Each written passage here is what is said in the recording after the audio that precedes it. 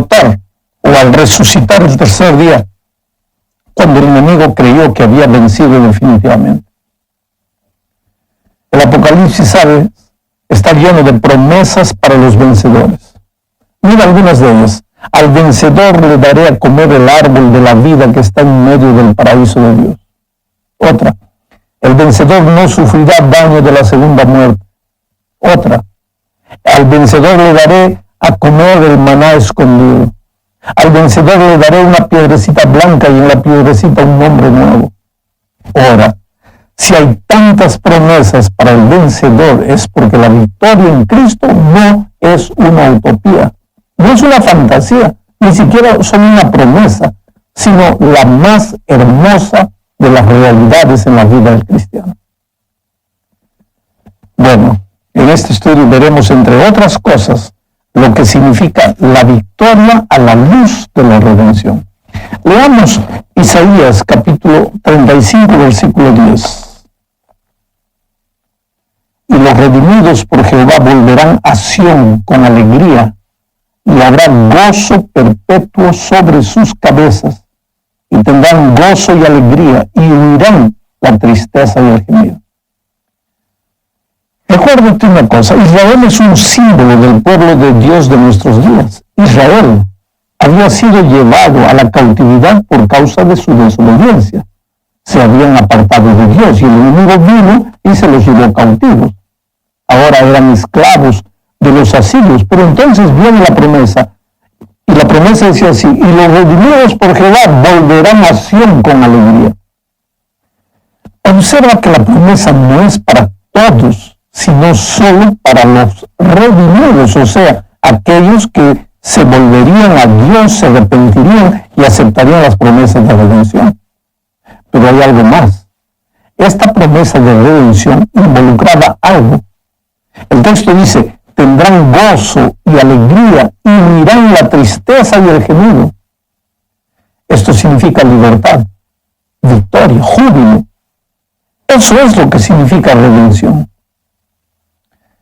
Pero querido, este concepto de libertad para los que un día fueron cautivos del enemigo se repite en el Nuevo Testamento en Marcos capítulo 10, versículo 45, donde el propio Señor Jesucristo afirma, Marcos capítulo 10, versículo 45, dice: porque el Hijo del Hombre vino para servir y dar su vida en rescate por muchos.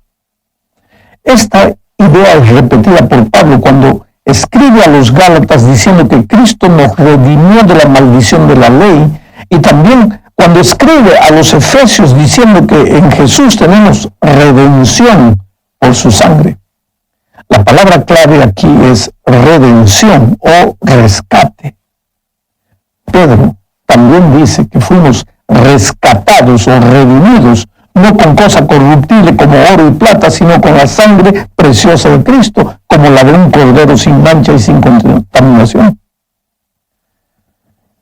En los tiempos de Pedro y Pablo había por lo menos 6 millones de esclavos en el Imperio Romano y era fácil entender el concepto de redención o de rescate. Un esclavo le pertenecía al dueño de por vida. El esclavo no tenía derecho de soñar ni de hacer planes futuros, no tenía derecho de ir y de venir, y ni siquiera el derecho de amar, porque hasta sus hijos le eran arrebatados por el Señor para ser vendidos. El esclavo nacería, viviría y moriría así, a no ser que una persona bondadosa lo comprase y le diese la libertad. Y esa gente buena existía. Eran pocos, pero los había. Y ese acto de comprar a un esclavo para dejarlo en libertad era llamado de redención o rescate. La Biblia usa la misma palabra para definir un aspecto de lo que Jesús hizo por nosotros en la cruz. Oh, queridos, estábamos vendidos al pecado. Pertenecíamos al diablo porque voluntariamente nos habíamos entregado a él. Quedaríamos así por el resto de la vida, pero apareció la persona maravillosa de Jesús y pagó el precio de nuestro rescate. ¿Cuál es ese precio? La vida. Su vida. Nosotros habíamos pecado y merecíamos morir, pero el Señor Jesús murió en nuestro lugar y ahora nosotros estamos salvos. No le pertenecemos más al enemigo. El diablo no tiene más el derecho de ejercer ningún tipo de poder sobre los redimidos. Este concepto de redención significa también que estamos libres de la condenación de la ley, porque la ley condena al pecador y nosotros habíamos transgredido la ley y estábamos condenados a la muerte, pero Jesús murió en nuestro lugar y nuestra deuda con la ley también está pagada. Por último, el concepto de redención involucra también la idea de que lo que Jesús hace por nosotros no es solo para salvarnos, sino para devolvernos al estado original de victoria y de obediencia. Por lo tanto, los redimidos en Cristo ya no podemos vivir esclavizados de las costumbres pasadas. En la segunda parte de este estudio hablaremos sobre el poder que domina a la persona que no se entrega a Jesús. Romanos capítulo 6, versículos 16 al 18, dice: ¿No sabéis que si os sometéis a alguien como esclavos para obedecerlo, sois esclavos de aquel a quien obedecéis, sea del pecado para muerte o sea de la obediencia para justicia?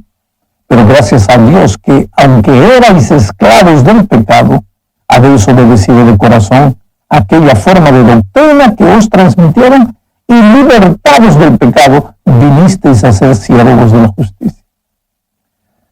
Este texto presenta a dos señores, el pecado y la justicia. ¿Somos siervos del señor pecado o de la señora justicia? ¿Quién está por detrás de la justicia? El Señor Jesús. Su nombre es justicia. Entonces es fácil deducir quién está por detrás del pecado. Pero, ¿qué sucede en el bautismo? Pablo responde eso en Romanos capítulo 6, versículos 1 al 4. Dice: ¿qué pues diremos? ¿Perseveraremos en el pecado para que la gracia abunde? De ninguna manera, porque los que hemos muerto al pecado, ¿cómo viviremos aún en él? ¿O no sabéis que todos los que hemos sido bautizados en Cristo Jesús hemos sido bautizados en su muerte? Porque somos sepultados juntamente con él para muerte por el bautismo, a fin de que como Cristo resucitó de los muertos por la gloria del Padre, así también nosotros andemos en vida nueva. En otras palabras, mi amigo, es imposible decir que hemos nacido en Cristo si continuamos atados a nuestras antiguas formas de esclavitud o si seguimos obedeciendo al antiguo dueño. Para que entiendas mejor, te voy a contar una historia. En cierto país, una persona que había trabajado como hechicera durante muchos años se convirtió. Pero después de su conversión todavía continuaba teniendo manifestaciones del enemigo en su vida. De vez en cuando, en pleno culto, caía al suelo y decía que tenía revelaciones de parte de Dios. Hablaba con una voz ronca y la iglesia se dividía. Unos creían que era de Dios y que Dios quería comunicar con su iglesia, y otros decían que era el enemigo que todavía dominaba a esa persona.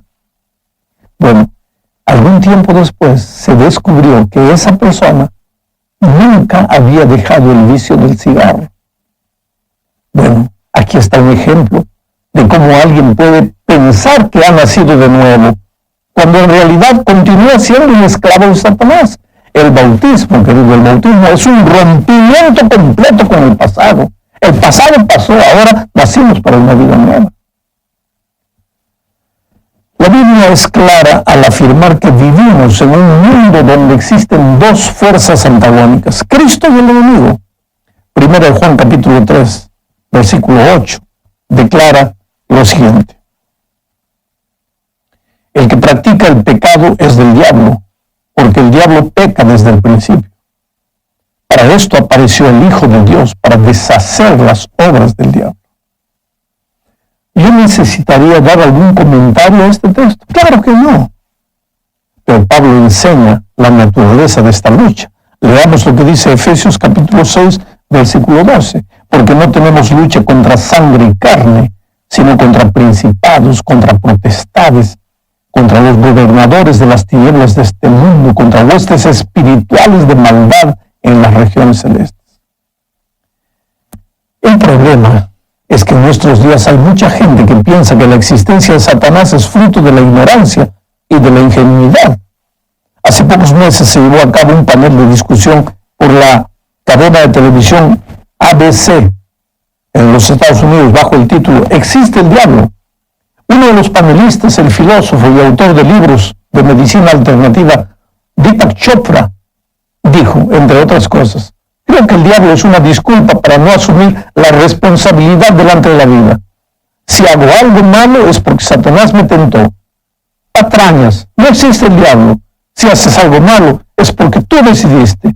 En lo personal, a mí, dice él, Satanás no me ha hecho nada. Y hasta la fecha no conozco a nadie que haya sido víctima de sus malvadas intenciones. La declaración de este hombre es lo que muchos piensan en nuestros días.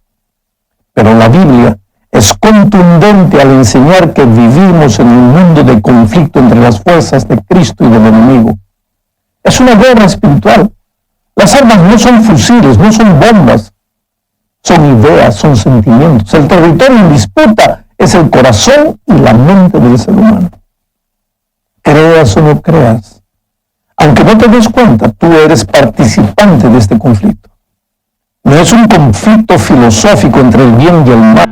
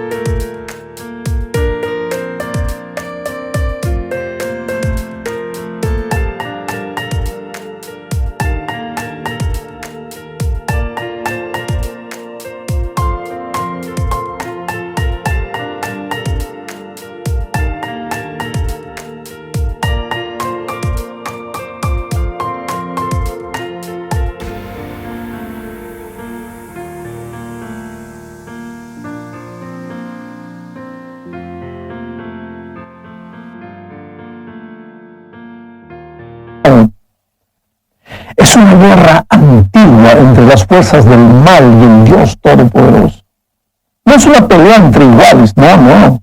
No hay comparación entre el poder del Dios Todopoderoso y la oposición débil del enemigo que está destinada a perder. En un sentido que no hay lucha verdadera, porque la batalla avanza según el plan de Dios y al final Dios ganará. Pero la verdad es que hay un mundo oculto, hay fuerzas espirituales que no podemos ver, pero que afectan nuestro mundo y promueven una batalla constante en la sociedad humana. Por un lado, Satanás y las fuerzas demoníacas, tratando de destruir al ser humano. Él fue originalmente un ángel, era el jefe de los seres celestiales, una hermosa criatura. Sin embargo, se sintió celoso y quiso ser Dios, y se rebeló contra el Todopoderoso. Originalmente sus demonios eran ángeles que lo siguieron. Satanás y sus demonios tienen poderes impresionantes y su propósito es hostigar, atacar y corromper a los hijos de Dios. Ahora, del otro lado del conflicto eterno están Dios y sus santos ángeles. Los ángeles son perfectos, sin pecado, poderosos, trabajan en beneficio del pueblo de Dios. La última parte de este estudio habla sobre la victoria de Cristo encima de Satanás. Hebreos 2:14 dice: así que por cuanto los hijos participaron de carne y sangre, él también participó de lo mismo para destruir por medio de la muerte al que tenía el imperio de la muerte, esto es, al diablo. El propósito de la encarnación de Cristo fue justamente destruir por medio de la muerte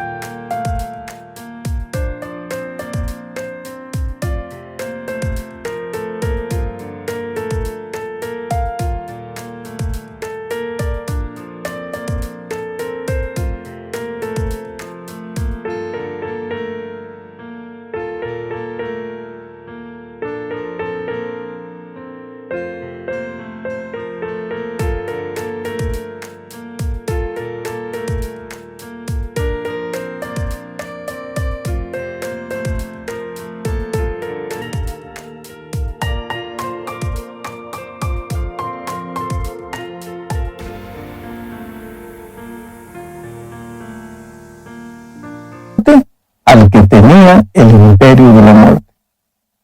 Hablando de esta victoria de Cristo, Pablo escribe lo siguiente en Colosenses capítulo 2, versículo 15. Y despojó a los principados y a las autoridades y los exhibió públicamente, triunfando sobre ellos en la cruz. La palabra exhibió en el original griego es apekduomai, que literalmente significa rasgar los vestidos y dejar a una persona desnuda delante de otros. Pues eso es lo que Jesús hizo con el diablo en la cruz del Calvario. Ahí echó por tierra todos los argumentos que el enemigo había inventado para acusar a Cristo, porque lo acusaba de ser radical, injusto, sin misericordia. Ahora, ¿qué podría decir el universo delante de lo que sucedió en la cruz? ¿Cómo un Dios injusto y sin misericordia permitiría que su propio Hijo muriese de un modo tan ignominioso para salvar a la raza pecadora? El diablo literalmente fue desenmascarado. Sus vestiduras de engaño fueron rasgadas y se vio desnudo delante del universo. Hay una historia ficticia que dice que durante una guerra un soldado tenía tantas ganas de vencer que a pesar de que le habían cortado la cabeza, seguía peleando. Hasta que alguien le dijo: ahora, tú estás sin cabeza. Entonces el soldado dijo: es verdad,